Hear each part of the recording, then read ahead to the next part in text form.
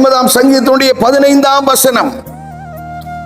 ஆபத்து காலத்தில் என்னை நோக்கி கூப்பிடு, நான் உன்னை விடுவிப்பேன், என்னை மகிமைப்படுத்துவாய்.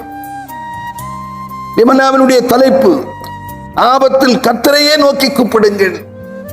ஆபத்தான சூழ்நிலையில் வரும்போது, பிரச்சனைகள் வரும்போது, அந்த பிரச்சனைக்கு பரிகாரிகளை தேடி ஓடுவார்கள்.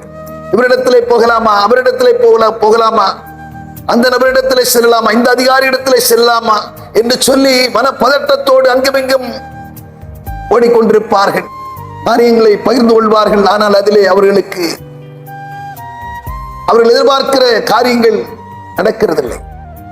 எந்த காரியமாக இருந்தால் இக்கட்டான சூழ்நிலையில் வரும்போது, பிரச்சனைகள் வரும்போது, போராட்டமான நேரங்களிலே கர்த்தரை நோக்கி கூப்பிடும் போது, என் நெருக்கத்திலே கர்த்தரை நோக்கி அபயமிட்டேன், அவர் நெருங்கி வந்து என் குரலை கேட்டு என்னை விசாலத்திலே வைத்தார் என்று சொல்லி பார்க்கிற வண்ணமாக, ஆபத்து காலத்திலே அவரை நோக்கி கூப்பிடும் போது, முறையிடும் போது, அவர் நிச்சயம் இறங்கி வந்து நம்முடைய காரியத்திற்கு ஒரு பதிலை தருவார் என்று சொல்லி நாம் பார்க்கிறோம். 91ஆம் சங்கீதத்திலே 15ஆம் வசனம் சொல்லுகிறது, என்னை நோக்கி கூப்பிடும் போது நான் அவனுக்கு மறு உத்தரவளிச்சு ஆபத்தில் கூட இருந்து தப்புவிப்பேன், கனப்படுத்துவேன், திருப்தியாக்குவேன், நீடித்த நாட்களாய் ரட்சிப்பை அவனுக்கு விளங்கப்படும் என்று சொன்ன வார்த்தையின்படியாக நிச்சயமாகவே அவர் உங்களுக்கு செவி கொடுத்து உங்கள் காரியங்களை வாய்க்க பண்ணுவார் என்கிறதிலே சந்தேகம்.